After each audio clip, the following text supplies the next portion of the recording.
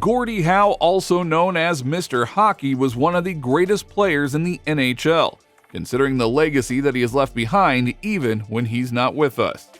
That legacy is even more impressive given that Howe was not a role player. He was a steady, top-tier right winger in the NHL, winning 4 Stanley Cups. But his retirement was something that came as unexpected. Due to the issues with the management of his franchise, Howe had to take the other turn, which ultimately led to his departure. When he ultimately hung up his skates for good, Mr. Hockey represented the sport to players all around the world. He was good at it, but the scary truth about his goodbye from the NHL is something that is not known to many. So what were the unexpected hurdles that came his way? The only way to find that out is to know about his story first, which is tied with taking a look at his phenomenal career. Howe was born on March 31st, 1928, in tiny Floral, Saskatchewan, as one of 9 children raised by his parents, Abe and Kate. After his family relocated to neighboring Saskatoon, Howe became a big admirer of hockey and just fell in love with it the moment he put on his first pair of skates. A worn set of boots and blades dumped into the Howe kitchen in a sack of odds and ends by a desperate woman that was looking for $1 or $2. When he was 8, Howe started playing organized hockey. However, his spine was damaged by a calcium deficit. But this issue was resolved with his intense attention to fitness and summers spent working with his father, a worker resulting in the muscular physique that he would employ to his full advantage during his illustrious career. At the age of 15, Howe had an unsuccessful audition with the New York Rangers in Winnipeg, leaving him pining for home, and the next year he was signed by the Detroit Red Wings. He attended school in Galt, Ontario, and practiced with Detroit's junior club before turning professional at the age of 17, with Omaha of the United States Hockey League. On October 16, 1946, Howe made his NHL debut at the age of 18, scoring 1 goal and fighting twice. His reputation for toughness was established early and tested frequently. Howe eventually learned to quit searching for trouble, but he never gave up when it came knocking. A crushing, famous multi-punch dismantling of Rangers heavyweight Lou Fontinato in 1959 established once and for all that it's best not to go under Mr. Hockey's skin. His abilities and perfect game made him a force to be reckoned with, and that was something others acknowledged as well.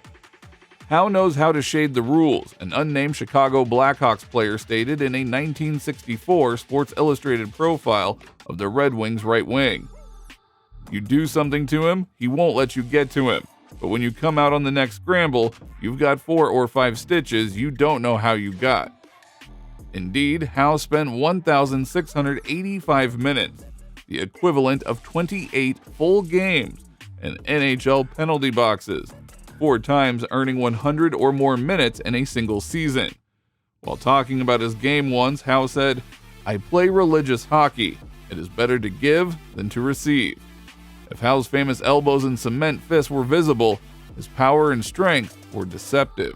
In a December 1963 Maclean's magazine profile of Howe during his 18th NHL season, Canadian journalist and broadcaster Pete Zowski regarded him as a less than fearsome physical specimen, saying, "A hero for our time who doesn't look very heroic.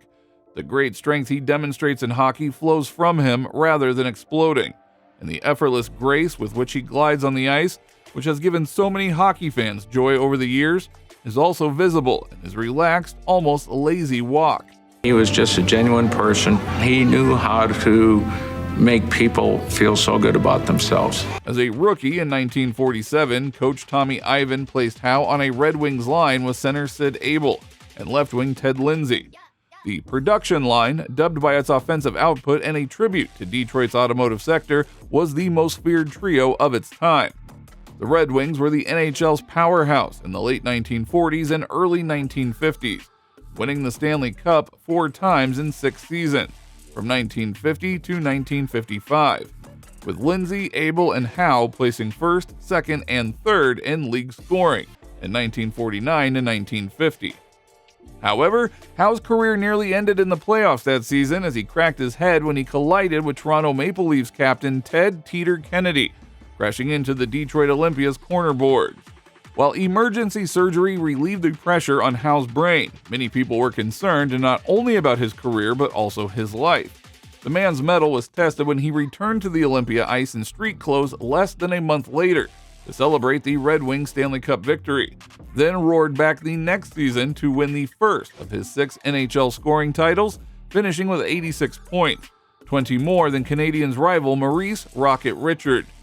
But things took an unexpected turn, and that's where the scary truth about him was revealed. Howe excelled with the Red Wings for nearly 2 decades, even as management stripped the squad of parts and he felt underappreciated near the end. He retired in 1971, settling into an unappealing front office position. And that is where everything changed. When his career as a Red Wing ended in 1971, when he resigned from ice hockey for the first time, it was after a peculiar season in which Howe switched positions, battled an injury, and took a mysterious vacation. All of this took place against the backdrop of a soap opera feud in the front office. Ned Harkness is not remembered warmly in Detroit. There's a reason his time with the Red Wings was dubbed Darkness with Harkness. During his tenure as coach and subsequently general manager, the team struggled and failed to enter the postseason. Despite his brilliant hockey mind, the former NCAA championship-winning college coach was outmatched in the NHL, and practically every decision he made was a disaster. One of Harkness's oddest ideas proved to be the spark for the Detroit Hockey Club's tumultuous season. It was his idea to turn Gordie Howe, the greatest NHL scorer of all time, into a defenseman. It was poorly executed, as were the majority of Ned's numbskull ideas in the pros. The 1970-71 season was Gordie Howe's 25th, a record. He had already scored more goals, made more assists and points, and thrown more elbows than any player in league history. With 6 league MVP awards, 4 Stanley Cup victories, and 11 finals appearances, Howe appeared to have accomplished everything in the league. In his prime, he was the best skater, puck handler, fittest, strongest-legged, and smartest player on the ice.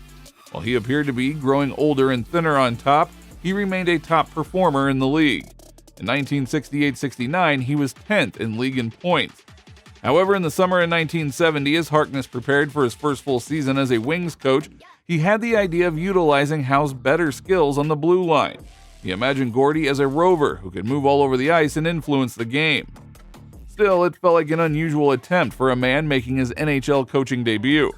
But Harkness considered himself a genius, and he enjoyed devising new techniques. But why tamper with Gordie?